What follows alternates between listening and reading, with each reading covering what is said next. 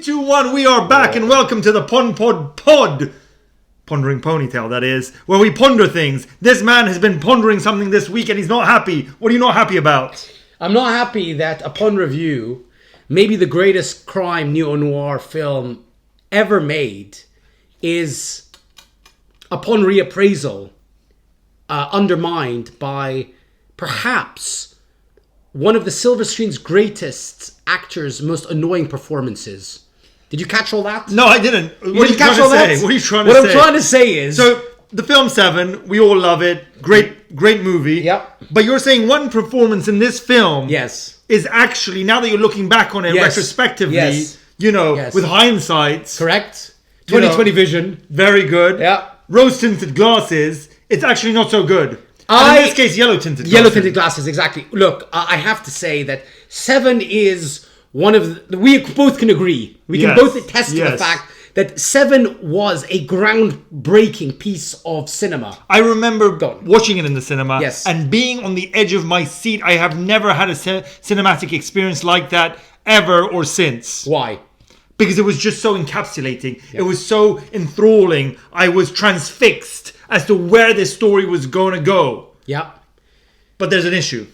Well, I'm going to come into this. I'm going to double down on that. No, but you're I'm going to double down. No, can you cut to the chase? This is why people have switched off. Okay, you've 100 people have switched off. There's only one person left. So I agree with... Is it Mr. Eardley or Miss Bailey? Bailey Eardley, by the and my new one, Palace Hunter. Thank you very much for the shout out. Okay. Brad Pitt's performance in the film Seven does almost enough to derail the entire film. You know what? Upon closer inspection, having watched it now, I mean, I've watched it a dozen times, but I saw it again recently. And I have to say that the performance from the silver screen's kind of like heartthrob god of the last, 30 years is so uneven, okay? Unnatural, forced, okay? And in fact, not actually, it's a bit of an outlier because in fact, Brad Pitt's great skill is that he wasn't just a pretty face, right? And in films even predating Seven... Unlike Alex Caspian. Exactly, or Mark Dacascos, who are just pretty faces, yes. True. I agree with you, right? But Brad's filmography, which included Legends of the Fall that came out the year before... Great hair and a great performance as that like swashbuckling kind of adventurer. Yes. California, River Runs Through It. Yes. True Romance, that amazing cameo role. I mean, small role, but still. Fantastic, right? Huge impact. And then you look at after Seven, right, with Fight Club and Meet Joe Black and 7 Years, and then even Ocean's 11. Even films like Ocean's 11 where he's not playing a sort of complex role, but he still nails it. With aplomb, let's say. But this one performance, which I think, ironically, is in his greatest ever film. Because I think Seven is Brad Pitt's... It's the best film he's ever been in. Right, go on. No, I gotta say... just to add to that. Okay. I remember watching that, and I remember loving it, as I had said. Yeah. And I even remember... Yes. Falling in love with Brad Pitt's character. Yes. The hair. I tried to emulate it. Amazing. Even the attire. Amazing. Although I didn't like the fact that his collar was too wide for his neck. I'll let that go. Right, but the leather jacket. Amazing. The kind of roughed up, scruffed up look. I liked it all. But there was something that I couldn't put my finger on. Even back then, something didn't quite work. And you've watched now that we've watched it back, you're right. I mean, it's as if the tone is all over the place. So, it's like he's not in the same film as everybody else. That's exactly the way I feel. And this film, which is so well written, and it's also Fincher's, perhaps his best. Would you say his Apex Mountain movie? I mean, I think it's basically his breakout movie. I mean, whether it's his best or not, people can argue. I think it's his best. Yeah. It's maybe Morgan Freeman's best film. It's also possible. His massive breakout movie. In a sense, Kevin Spacey's big breakout movie. Yes. Gwyneth Paltrow, I mean, not really. Yes, as well. Oh, yeah. I mean, as in like, I think Spacey that year actually was in Suspects and for which he won the Oscar and Seven. Yes. So it was a massive year. But this came out before Suspects. Same year. Yeah, but I'm saying even... I can't remember sequentially which one came out first. Right. And Freeman, I think the year before had been in Shawshank, which was kind of his breakout role. But don't forget that Shawshank was a flop when it came out. It was. And it only became massive later on. It was. And whereas Seven was a huge box office sleeper hit. $300 million at the box Yeah. office. And obviously, Fincher, who's done so many great films subsequently, but who's real, I mean, we discussed before Ridley Scott's tropes, and Scorsese and Michael Mann and Spielberg, and Seven is really the I think the cliff note moment for Fincher, right? Okay. So go on. Yeah. Sorry. No. So I'm saying, so Brad Pitt's is obviously the kind of the hotshot kind of rookie detective paired up with Morgan Freeman. Exposition time. Well, no, I mean, it's important. No, it's not. It's They know important what to they, no, establish no, why. No, you just give me 3 examples as to why. Right. Why he's so bad. Okay. I'm going to say. Okay. First of all, okay, and I really studied this very carefully. Okay. Terrible, mistimed, swearing, expletive-laden frustrations. Right. I mean, not something that you would think would be particularly challenging on screen. But for example, in trying to kind of deconstruct John Doe, the killer's modus operandi, they have to start reading about Chaucer and Milton and Dickens and Thomas Aquinas and all these guys. And at one point, he gets like a book given to him by one of the detectives, and he can't make it out because he's a bit of an idiot. Yeah. And he's like, fucking Chaucer, fucking Milton, fucking piece of shit, faggot poet. Yeah. And it's like 3-4 seconds. But he's so annoying and obnoxious in those 3-4 seconds. And obnoxious doesn't necessarily make him a bad actor but or a bad performance. But I don't. And maybe he should have just incorporated the IBS. Oh, the intellectual Beckham squint. Yeah, it's Exactly. true. It's true. You're right. Very good point. Okay. There's also another scene where, I think in a preceding scene, when they discovered the first victim, the first victim who's been whose sin is gluttony and who's been kind of like fed to death, right? There's like a bucket of vomit that they discover, and when he starts fucking vomit, fucking vomit, and you have in stark contrast, right, like juxtaposed against Morgan Freeman's calm, measured, kind of intellectual, seasoned detective. Emotionless. Well, I mean, and just thoughtful. Yes. And stoic. I almost feel that he is actually reacting to the Brad Pitt character's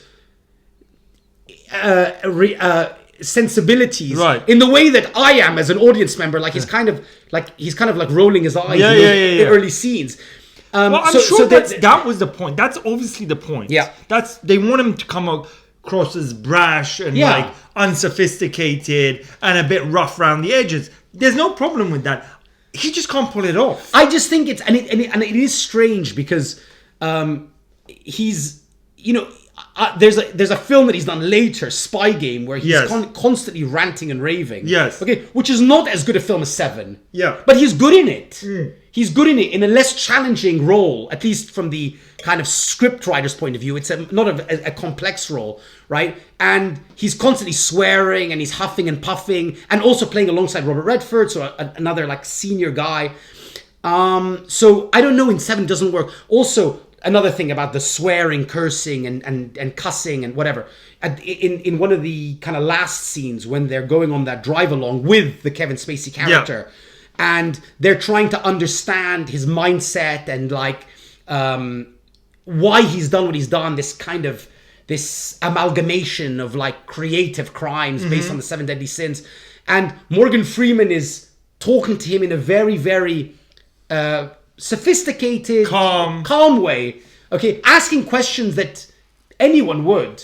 And Brad Pitt's like, "Shut up, you fucking freak! You're no fucking prophet. You're no Messiah. You're a T-shirt. It's weird. You're a movie of the week." And it's like, and I don't. There's nothing wrong per se with the dialogue, but I just find his execution it's bad. unnaturally I agree with you. delivered. It's just he doesn't. You don't believe the character. It's strange. It's almost as if it was written for somebody completely different. This character. Well, we read that. We read up about who was potentially going to be cast in it. I don't think it would have worked for Sylvester Stallone, by the way. Yeah. I mean, do you think he could have pulled off those? Maybe he could have. I don't know.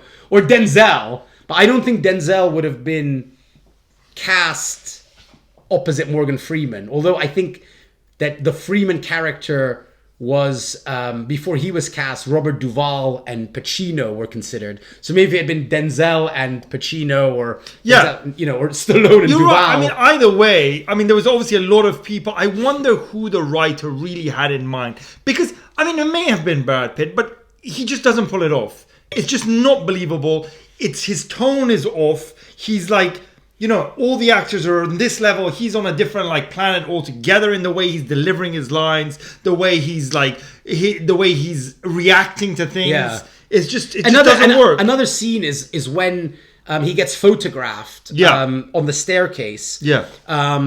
In the middle of the film, and actually, as it's discovered later, it was John Doe who photographed him, I think, and he tries to kind of assault the photographer for invasion of privacy. And the guy's like, "Oh, I'm going to sue you. Yeah, my name's Mills, Mills. Fuck off." Yeah. And there's just a level of obnoxiousness. There's almost like an element of Nicolas Cage to his performance. Yeah, it's true. That bombastic. Yeah. But not in the same. And Nicolas Cage. Yeah, you're right, because Nicolas Cage always does feel like he's performing on another level to every other actor he's around, right? But he can pull it off. It's true. Because this film has no humor to it. No, it doesn't have any humor, That's why it doesn't work at all, really. Because if it was a film with a bit of tongue-in-cheek and a bit of dry wit, maybe his performance would have come across better. But because it's so serious... Yeah, there's not a single funny line in it, really. Almost none. No. I mean, I think the only scene which is kind of funny, but it's actually funnier, as seen through the prism of the characters themselves, is when Morgan Freeman goes to Brad Pitt and Gwyneth Paltrow's house and he's having dinner, and he discovers that they live beneath a subway. Yeah. And that every half an hour the flat shakes. Yeah. And they start having a giggle about it. There's a moment of levity there. Yes. But a moment of levity in a completely depressing situation. Absolutely. No, and that's not a moment that the audience would laugh at. It's more it's the characters themselves are laughing at, right? Yeah. So it's true. There's not actually It's sort of if you can't cry, laugh. Exactly, right. And then there are listen, there's a chase scene in the film. I mean, listen, there's a lot. There's a lot where his performances are off. But the question is why? Why is it so bad? I don't know what it is. I think he must have read the script and sort of practiced it and really wanted to portray the David Mills character, who is an obnoxious, rough around the edges, unsophisticated character. Yes, but I don't know why that it just so much of the delivery of the lines feels off. Even when another scene which really bothers me is they're kind of Morgan Freeman is kind of giving what do you call it, an appraisal of the crimes. I think there's been 3 crimes committed so far, right? And he's trying to explain that the killer is extremely smart and very patient, and the patience is the most troubling thing for the detectives, because I think the guy they discovered most recently is the guy that he's been starving for a year, who he's become emaciated, and he's strapped him to it the bed. And anyway, and Freeman is giving this extremely thoughtful what do you call it, appraisal of the killer's modus operandi, and Brad Pitt's he's a fucking nutbag, just because the guy's got a library card. He's probably walking around it just doesn't work, spreading peanut butter on his genitals or something. And it's and Freeman is actually answering the way I want to answer, which is which he looks at him very stone-faced.